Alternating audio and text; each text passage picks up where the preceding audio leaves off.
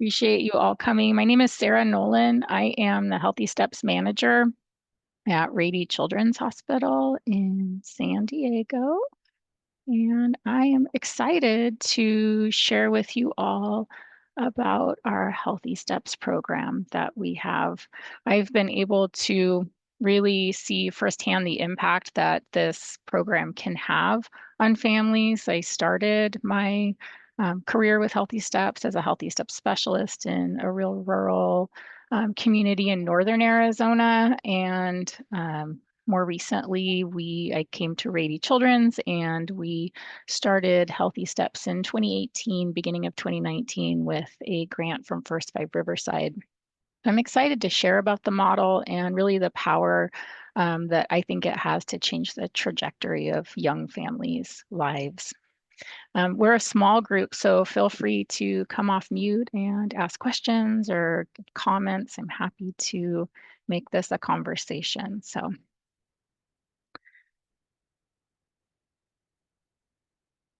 We will start with kind of an overview of the model and do a little level set, make sure everybody understands what it is, and then share about this evidence-based model and kind of the outcomes and more recent emerging evidence. And then I'll share a little bit about our local impact. We have 3 sites in Southern Riverside County that I'd like to share just a little bit about, and then talk some about how we are working now to sustain the program. And before I go any further, I also just want to call out and say to HC Lee, who's our director, my director of the program, she may be jumping in to add things, I'm sure, as I miss things. So HealthySteps is an evidence-based interdisciplinary pediatric primary care program. That's a mouthful, right? We promote positive parenting, nurturing parenting, and healthy development for babies and toddlers, so children birth through 3. And particularly in areas where there have been inequities for families of color or with low income. We take developmental specialists and social workers, sometimes psychologists and nurses. They're all called HealthySteps specialists, and we embed them into the pediatric care team. We provide short-term behavior and developmental consultation and referrals and more intensive services when needed. And then part of the program is to support practice-wide screening efforts. And I'll talk a little bit more about that in the coming slides.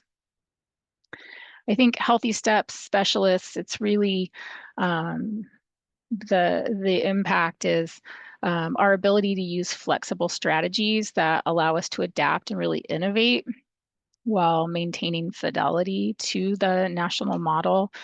This allows HealthySteps to meet unique needs in a really wide variety of settings and circumstances, different communities, things like teen parents, grandparents raising their grandchildren, children in foster care, and that sort of thing. The national model is part of 0 to 3, and it's an evidence-based model that provides really 0 to 3 provides us with the infrastructure and the training, as well as kind of the advocacy and the ongoing support that we need to really scale this model, as well as some fidelity expectations that I will touch on in a little bit.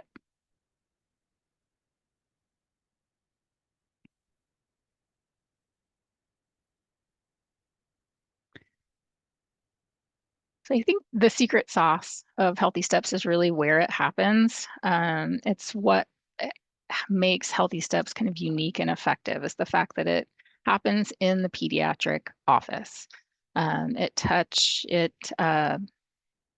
For several reasons, is really impactful because of that. The pediatrics office pediatricians are universally accessed. Almost all families, regardless of their income, take their children for well child visits. And we know that even if a caregiver isn't seeking primary care for themselves, they almost always take their children in for well child visits. So this is really a powerful opportunity to address the needs of the caregivers as well as the children. Trust is another area that makes this important. By establishing trusted relationships, really starting at that newborn visit, Healthy Steps specialists can raise and discuss sensitive subjects in a safe and positively stigmatized setting. It promotes early identification of risk factors and mitigates negative social emotional development and medical impacts on children. And this two-generational focus on promoting positive relationships and kind of overall health and well-being for the family really aligns closely with ongoing child abuse and neglect prevention efforts. What I love maybe the most about Healthy Steps is that it doesn't have and carry the same stigma as other programs might because of where it happens. There isn't that same stigma associated with going to the pediatrician as there may be with visiting other types of professionals. We know that the Department of Social Services supports approximately 1 in 6 children with a variety of programs, SNAP or child welfare, out of home placement. There's often a stigma associated with all of those programs. And then I think lastly, they come a lot to the pediatrician in the first 3 years. So for those of you who have children, you remember you feel like you were there all the time. In the first 3 years of life, there's 12 to 13 well child visits. And it really gives Healthy Step specialists a rich opportunity to connect with caregivers when caregivers are really at a very vulnerable time. They're open to working with professionals and hearing more about all of the amazing things that their babies can do. That first year of life in particular, 6 to 7 visits in that baby's first year of life. So a lot of opportunity to build relationships with families.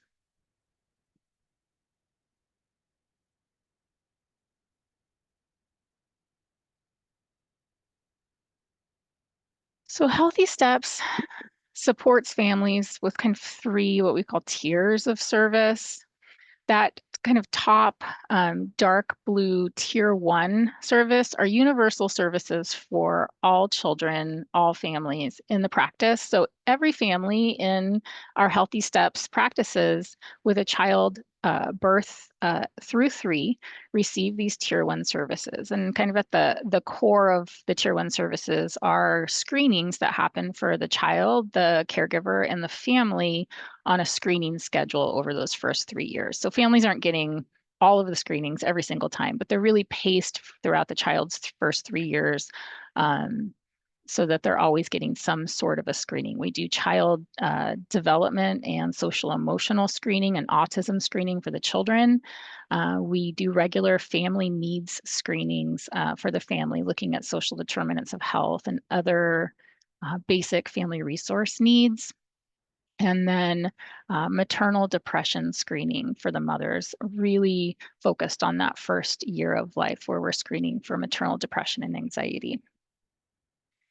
And then the families all have access to a family support line, and I'll talk a little bit more about that later. But we have cards, business cards, if you will, that the pediatricians, even if we're not seeing the family that day, the pediatricians will share with the family if they have a question around development or behavior, potty training, tantrums, things like that. The family's always able to access a Healthy Step specialist. And then for those families that need some short-term kind of focused support on a particular concern, we have tier 2 services. So that's where a family will come in for maybe 1 or 2 or 3 visits to talk about kind of targeted concerns around child development or behavior. It might be a baby who's not crawling. They might come in and receive an infant massage coaching from one of our Healthy Steps specialists, or talk about biting. We also use these tier 2 services for more intensive care coordination and systems navigation, or to talk about positive parenting or early learning. And then our most comprehensive tier 3 services are really focused on our families that are most at risk. And those are ongoing preventative team-based well child visits where the Healthy Step specialist joins in starting at that newborn visit and attends the well child visit with the pediatrician and the family.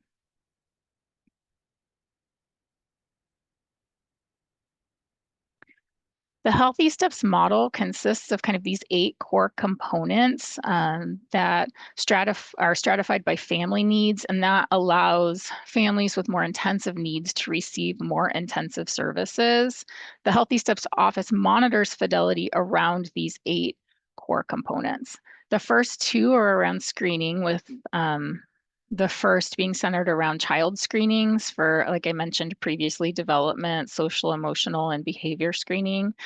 We follow the AAP Bright Futures screening schedule and then do some additional screenings on top of that.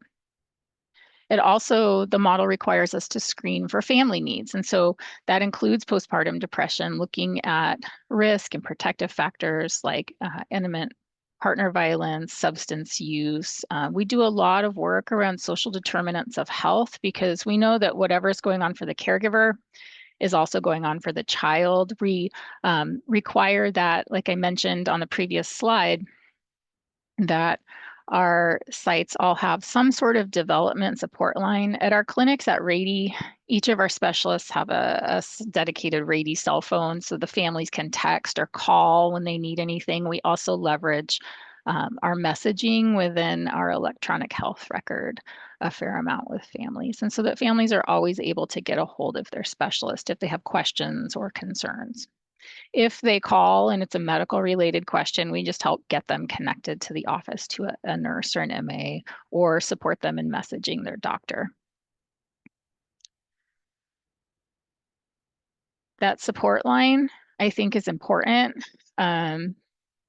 It's important for families to have access to their specialist. Pediatric visits on a good day, 15, 20 minutes if we're lucky, right? With the pediatrician, they really have a lot of pressure to cram a lot of things into a short period of time for those well visits. And parents have a lot of questions about development that just often don't get answered during that time because there's not time for them. So that support line gives them a vehicle to get those questions answered. I know I go to the doctor and I'm driving into the parking lot and I have the list of questions in my head that I'm going to ask the doctor. And I'm walking out back to my car after the visit thinking I didn't ask that one. I forgot to ask that one. Oh, shoot, I forgot that I even had that question. And that happens to families too. So HealthySteps can really support with that. And then some of those families that need the more short-term tier 2 consultations, what we call child development and behavior consults, like sleep training or toilet training, biting, those kinds of issues that the parents would want to talk with a pediatrician about, but wouldn't have time, that we can capture in kind of that 1 to 3 visits to really just get them over the hump, help them feel like those issues have been addressed, hopefully resolved, and prevents those small problems from getting bigger. Getting in while it's early. Those short-term consultations really support the overall well-being in a really kind of brief, short period of time. One of the most important things I feel like we do is that care coordination and systems navigation as well. So, a referral is only as good as a piece of paper, or now, the order in Epic that it is now. It takes so much work to get connected to a service. And if we have a family or a kiddo with a concern and they have 3 or 4 referrals coming out of that well child visit, we know it's not likely that they will get connected to them without some help. I think the baseline data, if you read like what the connection to referral rate for young children is for development and behavior referrals, it's something like 15 or 16%. We are able to connect more like 65 to 70% of the referrals for the children that come in. And I think that care coordination is just really, really important. We stick with the families until they're able to get connected to the recommended services. Those referrals might be for early intervention. It might be for housing or food insecurity. There are a lot of moving parts to the needs of a family, and so we want to make sure that they get everything that they need. The early learning resources, that what happens in the first year of life is really predictive of future school success. And so there is a lot of emphasis that we place on the early learning resources and the positive parenting resources. Healthy Steps, the National Healthy Steps Office, provides us with beautiful handouts and resources that are updated regularly. They have QR codes. They come in English and Spanish and Mandarin and Vietnamese, translated into several languages. And so we're able to provide these really beautiful resources that support the conversations that we're having with families, and we can send them home with some information and additional resources. And then for our families that are most at risk, we have those well child visits that we attend for the first 3 years of life. We're jointly managing those visits with the pediatrician or nurse practitioner, and they provide another contact for the family.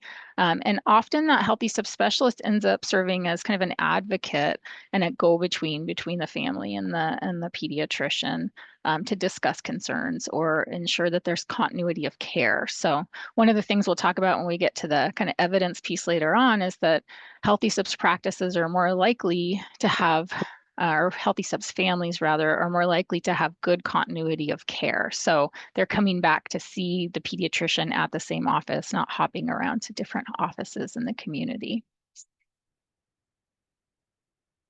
I'll pause there. Does anyone have any questions or comments?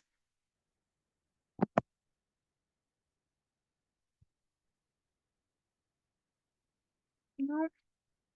Okay. We'll move us along then.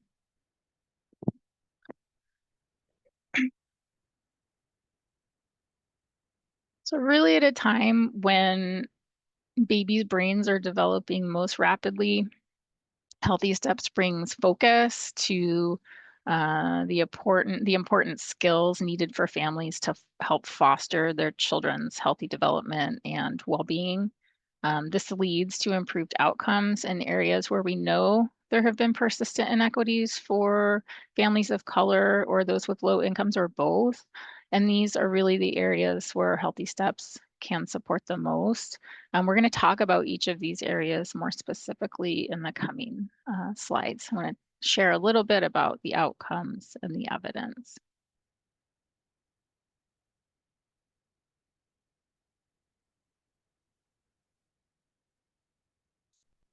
Okay.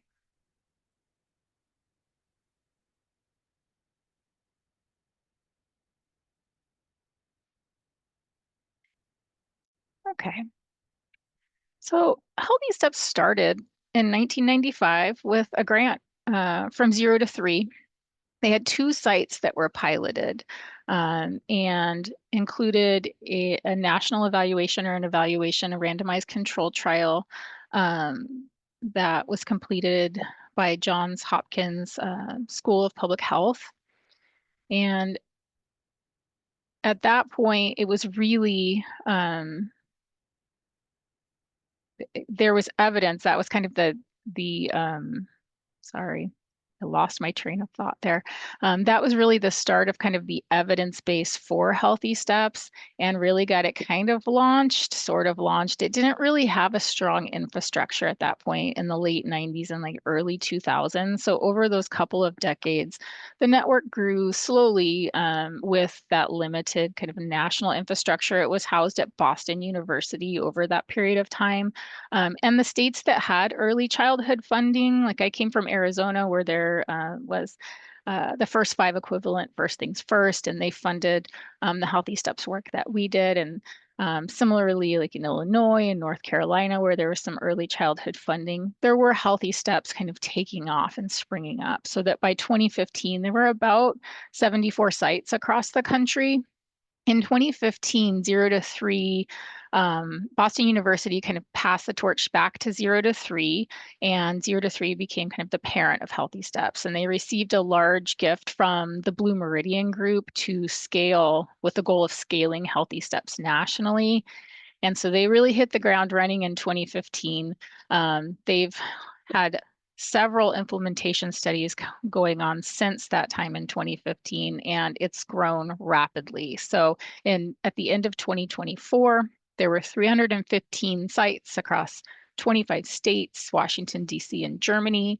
there are HealthySteps on 11 military bases. It was adopted by the DOJ to address child abuse and neglect within the military. So hoping that HealthySteps will expand across the military bases across the country.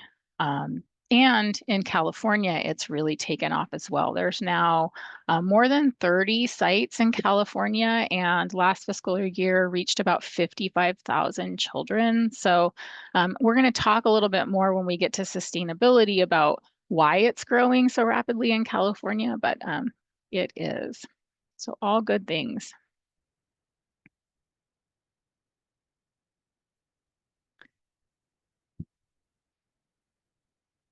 Okay. So these are the areas where research has really shown that HealthySteps can have some value add and support pediatric practices, pediatricians, and families. There are impacts on the pediatric practices where HealthySteps is, as well as the providers who practice there. A significant impact on maternal depression, social emotional development, and early literacy and school readiness. Also child safety and risk factors for child abuse and neglect, breastfeeding and early childhood obesity prevention, timely care and timely vaccinations, as well as screening and connection to services, as we talked about previously. I want to start off talking about child safety. We know that families who attend or receive their well care at HealthySteps practices have fewer injury-related ER visits, 23% less likely to visit the emergency room. They have a reduced risk of SIDS because they are 24% less likely to put their babies to sleep on their stomach. And I think one of the things I really want to highlight here, less likely to use harsh discipline like spanking with their hand or yelling, as well as significantly less likely to use severe discipline like face slapping or spanking with objects. One HealthySteps site showed that families had greater security of attachment and reported that their children had fewer behavior problems. Every parent who interacts with HealthySteps receives really concrete positive parenting support and guidance as part of the model. And this empowers the parents with the tools to manage typical childhood behaviors that they may have otherwise relied on what they knew based on how they were parented. It also provides a lot of anticipatory guidance around what is typical. So we're really level setting what behaviors we would expect, what are typical and what aren't typical. HealthySteps impacts the child welfare system by helping parents use less discipline and more encouragement. So there's more cooperation within the families, less conflict, more peace. This leads to fewer escalations, fewer cases of child maltreatment, which lead to fewer reports and investigations of abuse, fewer children entering the foster care system, or fewer criminal court cases, all of which lead to cost savings for child welfare and criminal justice systems. I put this slide in because I did want to just highlight, this is data from our 3 Southern Riverside sites, so the 3 clinics. We had more than 3,500 families across those 3 clinics receive positive parenting support from HealthySteps. Just a few months back, I read a beautiful survey comment from a mother.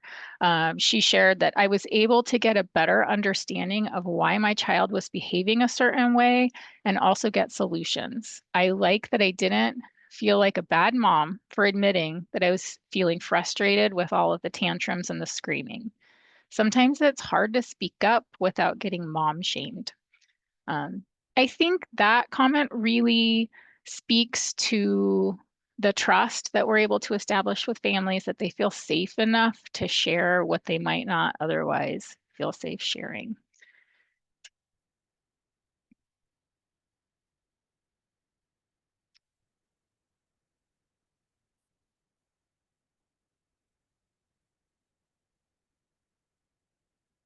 I've talked a lot about our screenings. We definitely increase screening rates with our Healthy Steps practices. Children are much more likely to be screened for development, social emotional development, and behavior if they participate in a Healthy Steps practice.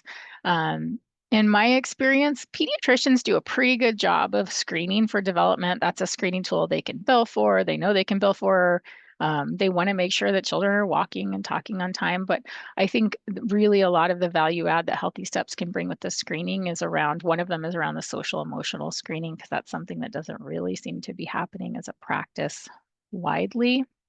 And so we're screening for development, behavior, parent mental health. So we're identifying, right? We're asking the question. And so where people are speaking up. And so we're identifying more concerns.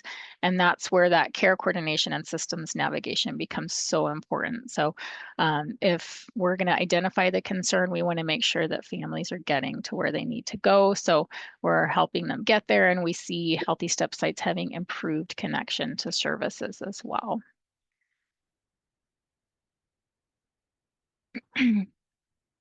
I think something I can say about kind of the caregiver piece of Healthy Steps is that they come to the pediatrician for their child's well child visit, or to have vaccines or get a flu shot or whatever it is. But while they're there, they get to talk about what's hard for them too. And I think that's important, because it takes a healthy caregiver to raise a healthy child. And that 2-generation approach is one of the things that I think makes Healthy Steps so powerful. We had a mother who had some concerns with postpartum depression with her first child, and had a Healthy Steps specialist, Melanie, that she saw with her first child until the child turned 4, helped mom get connected to services.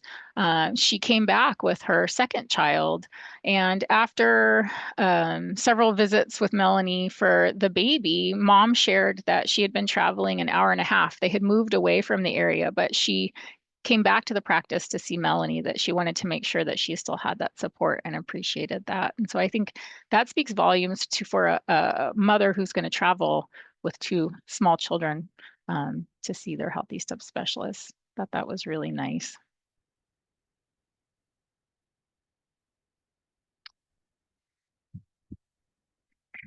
Children in Healthy Steps practices receive more timely and complete well child visits. This is regardless of insurance. So children with Medi-Cal receive well child visits. Their attendance is the same as children with commercial insurance. So we see some level setting there that is really important.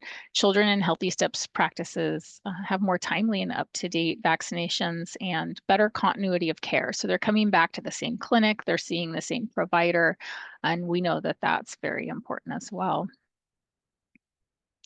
We see this kind of national data. We've also taken a look at our data at our 3 clinics in Riverside, and it's comparable. Our Healthy Steps clinics continue to have the best attendance as well as vaccine compliance out of kind of the network of pediatric clinics at Rady.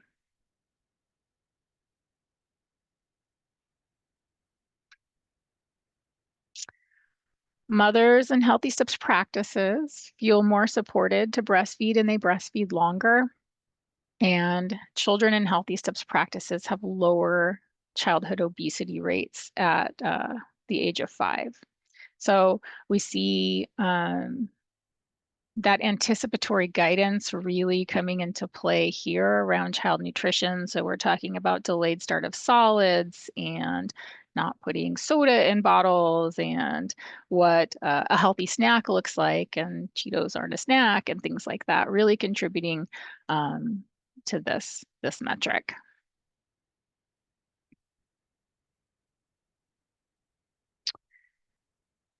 And then Caregivers are more likely to share books with children and limit TV time. So we see supporting early literacy and school readiness. Some of our sites participate in Reach Out and Read. So we're giving a book at those well child visits and, setting expectations for what it means to read to a 2-month-old or a 4-month-old. And yes, you can read a book to a 4-month-old. It just looks a little bit different.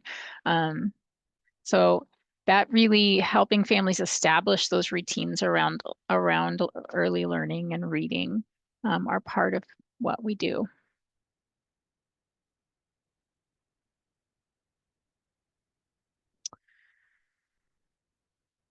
As I mentioned, we have improved screening and higher referral rates for social emotional concerns.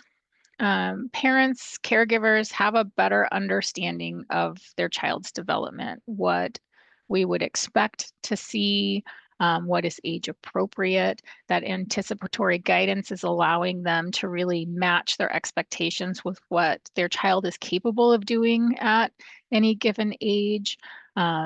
Reading baby cues better. So, is that infant kind of starting to get stressed and ramping up to crying before the baby is in a full-blown crying fit, and better understanding of infant development and kind of what appropriate nurturing looks like.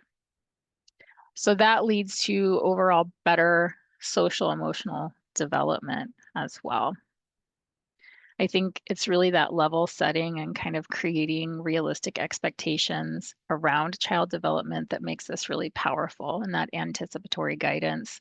An example I can think of is at the 6-month well child visit, kind of teeing up the 9-month well child visit with, by the time we see you for your next well child visit, your baby is going to be developing more of their long-term memory. And so they're going to remember when you leave, they're going to remember you when you leave. So they may show some stranger anxiety or stranger danger. Grandma might come and they used to always just go right to grandma, but they don't see grandma very often. So now they don't want to go to grandma. Or when you drop them off at daycare, they may cry more than they usually do. And that doesn't mean that the daycare is bad or that their childcare provider has been, being abusive towards them. It just means that they're developing the memory to remember you and they miss you when you're gone. So I think really starting to give an expectation for what it will be like before we see you next time.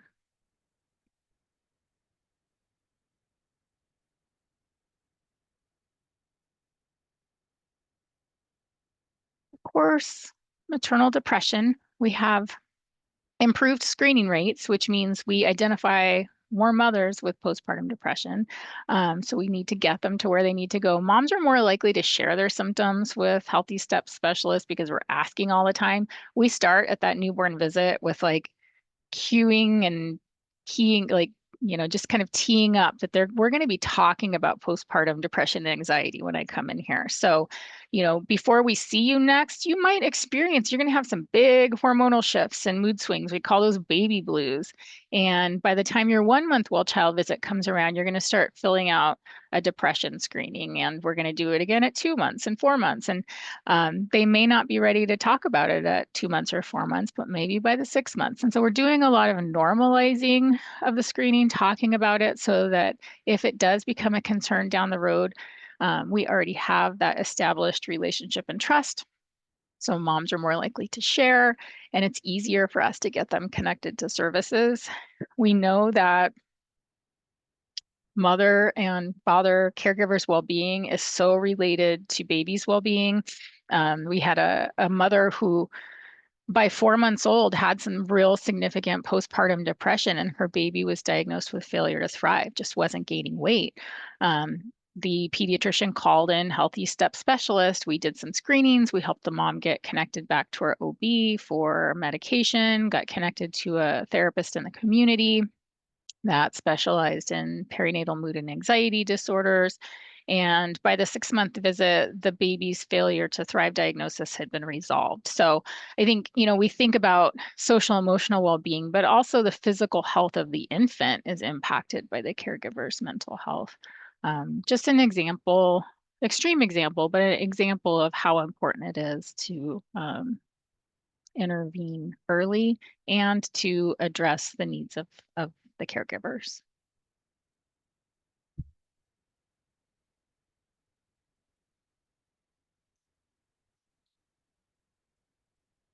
And then lastly, there are practice and provider impacts. So we see parents more satisfied with their overall quality of care at Healthy Steps sites, and physicians are happier. They show more longevity in their jobs. They are more satisfied in the care that they're giving and the support that they're feeling, because they want to address every single thing that's going on, but they just don't have the time in their 15-minute visit. So feeling like they have somebody that they can pass the baton to is really good for the provider's well-being as well. More equitable care for those families and Healthy Steps practices, and lower costs. There's one of the nice tools that the Healthy Steps office provides to us is kind of a short-term Medicaid cost savings calculator, return on investment calculator, and we have been able to consistently show a return on investment for the children with Medi-Cal in our practices.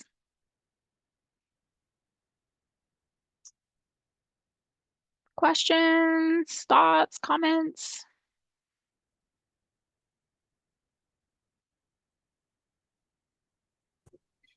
I do have a question. Sure.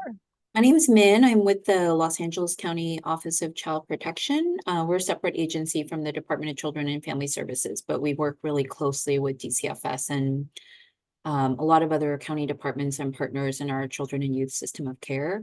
I was just curious with Healthy Steps and the way you all are implementing it, how do you like coordinate and leverage other existing? I don't know if you guys have, for instance, in LA County, we have the Help Me Grow program. So I don't know if you have other things in place like Help Me Grow or home visitation programs, or if you're leveraging like enhanced care management, like how you coordinate kind of what you're doing with Healthy Steps with some of these other initiatives or efforts. That's a really, really good question.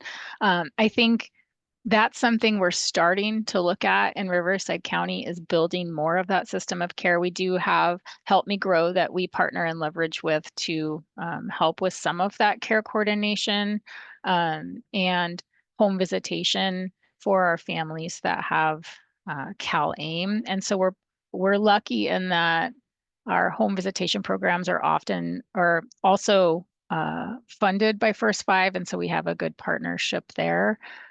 We hope to, in the future, work more closely with Children's Services in Riverside County to leverage some of that enhanced care management funding.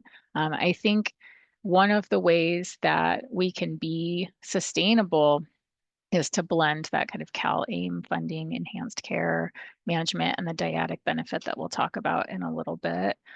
It does take a lot of coordination to ensure that we're not duplicating our services. And I think that it's just really important for us to communicate with the other providers in the children's lives, and that care coordination and systems navigation becomes important at that point. We have a site in San Diego County I can use as an example. And in San Diego County, we have a very strong program, developmental screening enhancement program, that does screening for all children birth through 12 in the child welfare system. And so they also are a part of Rady Children's, and so we can see, one of the things we do is if we see that a child is an open child welfare case, is we communicate with the DSEP program to ensure that they don't have an open case and we're not duplicating those services. And so I think it's really just being aware and having good open communication. The shared medical record helps a lot. I don't know, HC, do you have anything to add to that? No?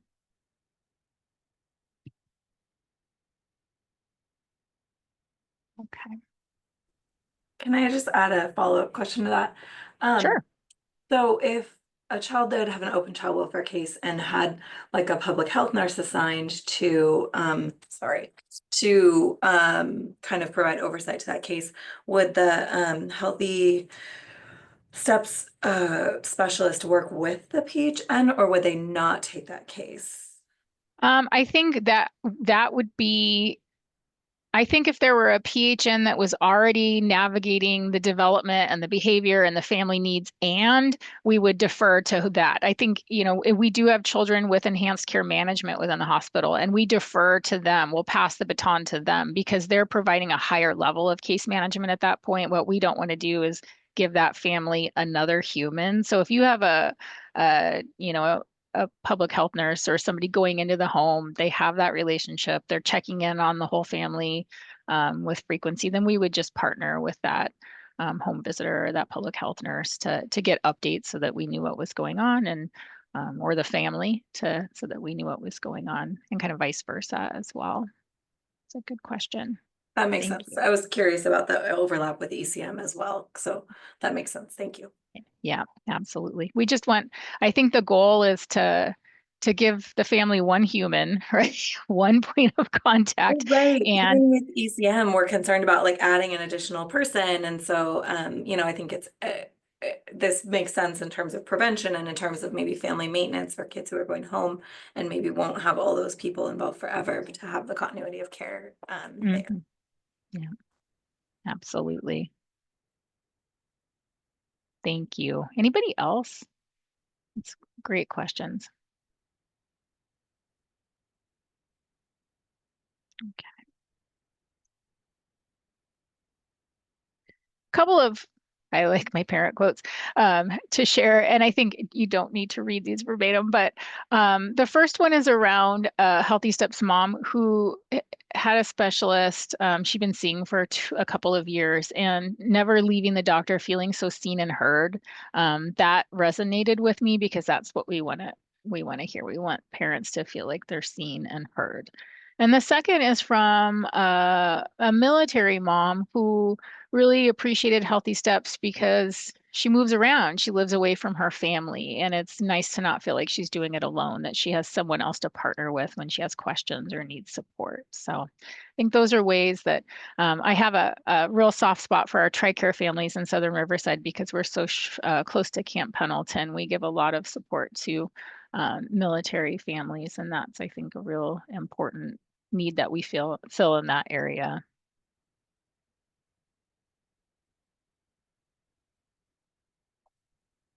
Okay, so I'm just going to share a little bit about our local impact. Like I mentioned, we have 3 sites that are funded by First Five Riverside, Temecula, one in Murrieta, one in Hemet. We're hoping to expand to 2 additional in the coming fiscal year, trying to hatch that plan. And then we also have 1 site in Vista in San Diego County, funded from a different source. Most of our families at our 3 Healthy Steps sites are white or identify as Hispanic or Latino, and most have Medi-Cal or TRICARE. This is last fiscal year's data from those 3 sites.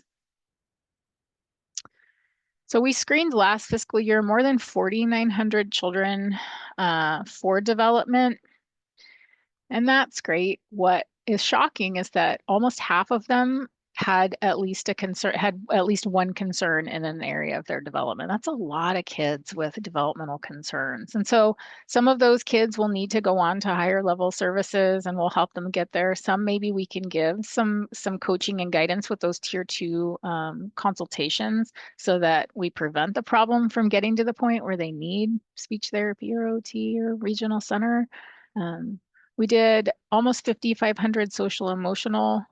We screened almost 5,500 children with social emotional screenings, and a quarter of them screened with concerns. Same with the autism concerns, more than a quarter with concerns. So just a lot of identifying, and now what we're doing kind of 5-6 years in is we're trying to fill the gaps in the community. So, in the first years, we're really getting the foundation of like doing the screenings and getting the things. And now we're working to solidify the relationships for the existing services in the community and create really that network and safety net for the little kids in Southern Riverside County. And how do we fill the gaps for, in Hemet, there's not a pediatric speech therapist. What do we do to meet that need? Because families don't have the resources to travel the 45 minutes to Marietta. So really trying to problem solve and meet those needs too. We did a lot of family needs screenings, 3,700, and then more than 3,000 moms were screened for maternal depression last fiscal year. 350 families had those consultations, those tier 2 consultations for developmental or behavior concerns or systems navigation. And then we provided team-based well child visits for more than 3,000 children at our 3 sites. We do this with about 7 full-time FTE. That's kind of ebbed and flowed based on staffing, but it's a mix of developmental specialists and licensed or licensed eligible social workers, so MSW, MFT, LPCCs, and they provide kind of different levels of service at the different clinics.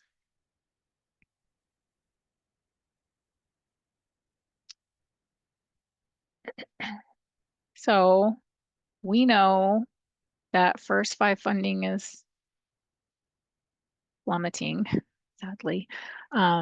So we need to figure out how to sustain all of these early childhood programs.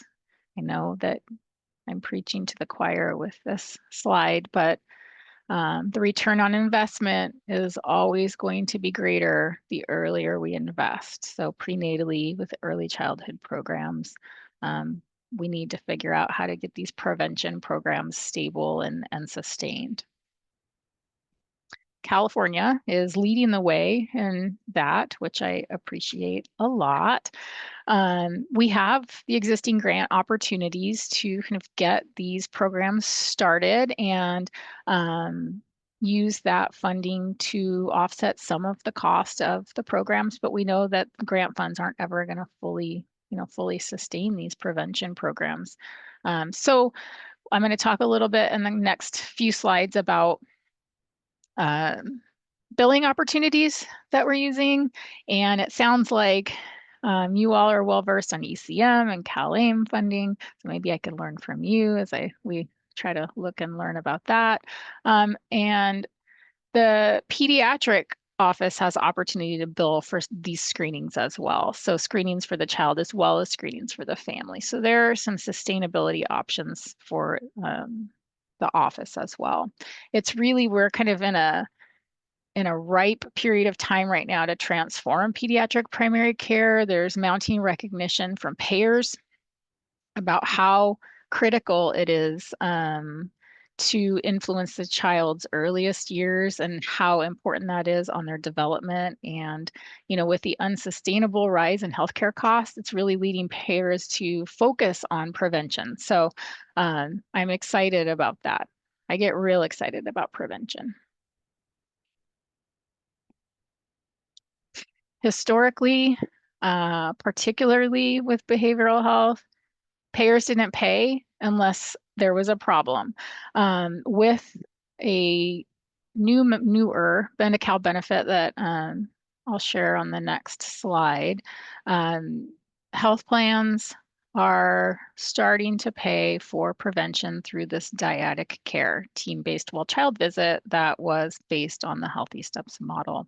It's really a behavioral health well child visit for the child and family that coincides with the pediatric well child visit. So the dyadic care idea was hatched at UC San Francisco, and in partnership with the National HealthySteps Office and the California Children's Trust, they pitched the idea to a managed care plan in the Bay Area, and they did a pilot using HealthySteps sites at UC San Francisco. And from that pilot, which takes this behavioral health well child visit that happens in conjunction with the physical health well child visit, and allows that focus on both prevention for the physical health of the child, but as well as the behavioral health and well-being of the child and the caregiver. They piloted that and it was successful. And so they were able to kind of pitch it to the state. And in 2020, 2021, Medi-Cal adopted the first ever dyadic benefit for preventative behavioral health. And that benefit became effective January 1st of 2023 and includes that dyadic behavioral health while child visit, comprehensive community support, family training around child development, and then psychoeducation. We have started to bill for this benefit in our clinics, maybe the last 8 or 9 months. And I feel like we're starting to have some success and progress with getting paid and seeing our revenue kind of increase over the last few months. And so it's been a journey. January 2023 feels like a long, long time ago, but with any new benefit, things don't get adopted by the managed care plan immediately, managed care plans. And so there's been kind of some learning curve and growing pains, but it's starting to take off, and I'm having hope for the sustainability of the program using this dyadic benefit. HC, anything to add to that?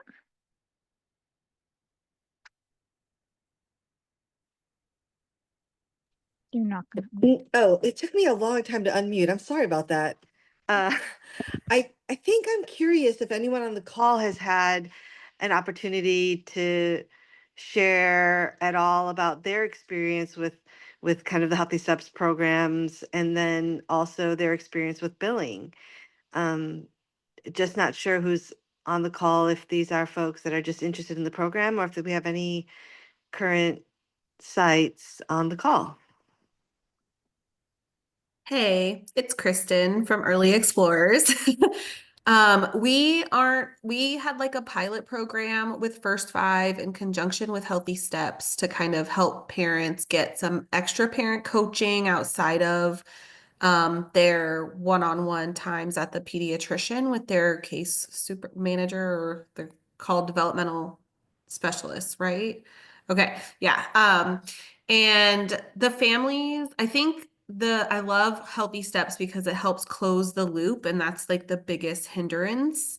And it kind of helps families to accept the help that they may need, because they're kind of they're building these relationships with the parents, so that when the Healthy Steps specialists say, hey, it's been a 6 months now since the last time we talked about your little one, and they're still not talking. Are you almost ready to give speech a try? And it's kind of easier to break the ice, especially in the more rural communities, like specifically Hemet and San Jacinto, which have lower economic status, and typically they have a higher population of Hispanic community, and those seem to be the ones that are more hesitant to receiving help unless they have like that community and relationship with someone else, and they are offering their suggestion, like, hey, no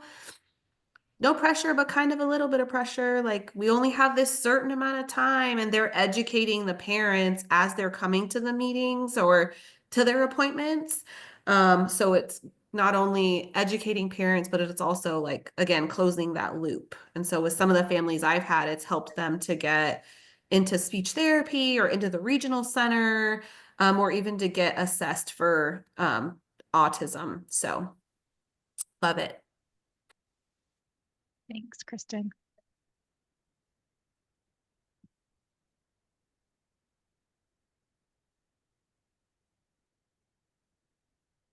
Anyone else familiar with Healthy Steps prior to today? You're just coming to learn more.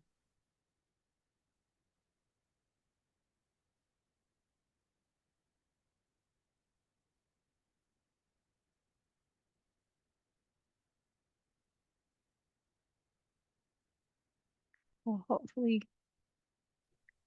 we gave you an idea, Marie. Hi. Oh, Hi. hold on.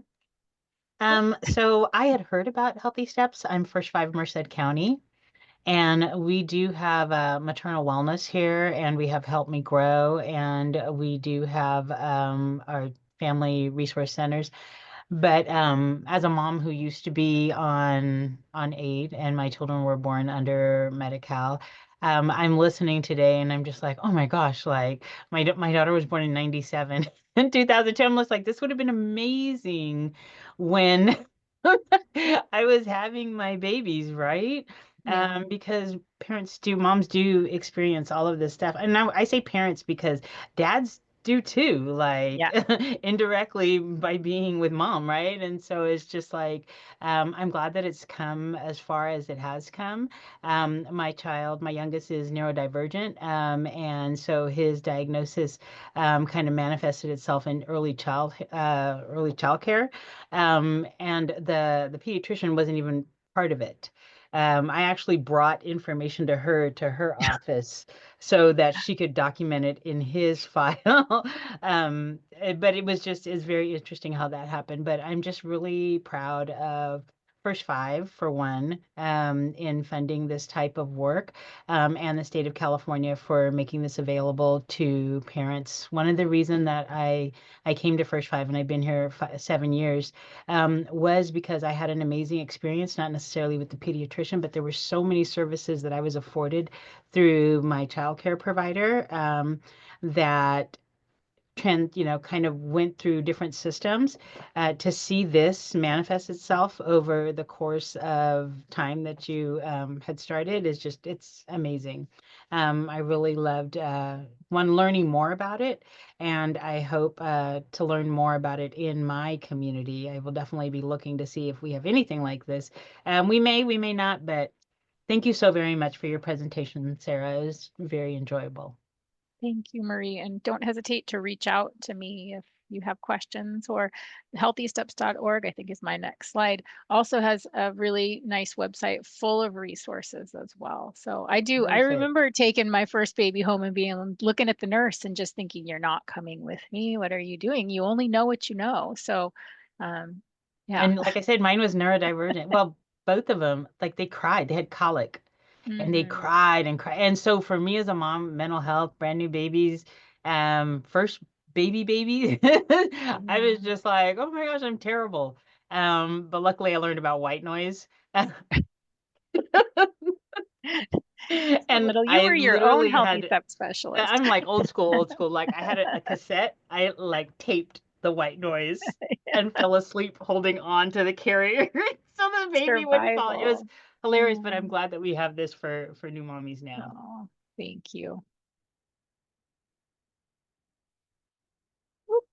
Sorry about that. I can stop my Sarah, you've share. got someone with their hand raised. Oh, yes, Jerica? Jerica. I need to stop my share so I can see what's happening. Hi, yeah, thank you. And Marie, it looks like I wrote down your name. I'll try to connect you with our pediatrician, our lead pediatrician. I'm with Valley Children's Hospital, and so we're the Children's Hospital in Central California.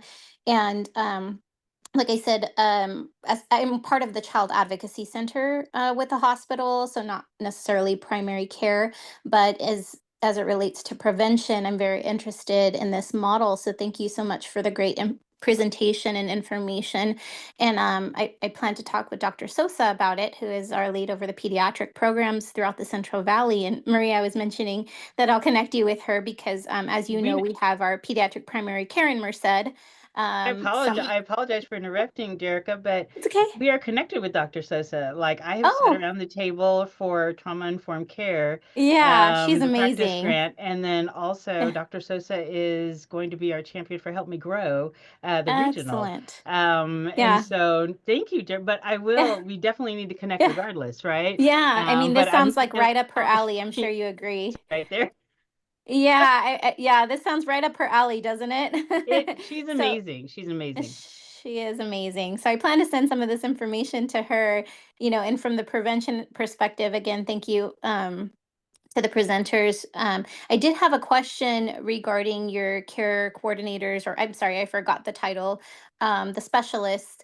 Are they employees of the healthcare network or facility, or are they employed through First Five? It's a great question. They are employed at our children's hospital, and we Okay. receive the grant funding from First Five, but employed through the clinic. Yeah. Gotcha. Okay. Thank you for clarifying. Sure, sure.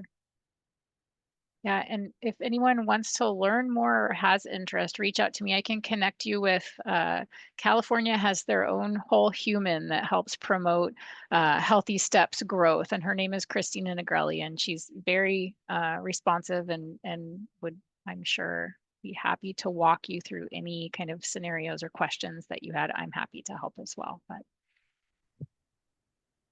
Thank you, Sarah. And if we did have questions, what would be a good email address to reach I out if you want to will put it in the put it in the chat? chat. Yeah, thanks, George. Awesome. We are reaching the end of our first workshop session. We are gonna go to lunch from 12:15 to 12:45 for the afternoon sessions. And so you can end this session and go on back on the HUVA website. On the left-hand side, there's the sessions tab where you can see the workshops for the afternoon. Otherwise, thank you, Sarah. Thank you, HC. Thank you, our participants. Have a good lunch, and we will see you soon. Thank you.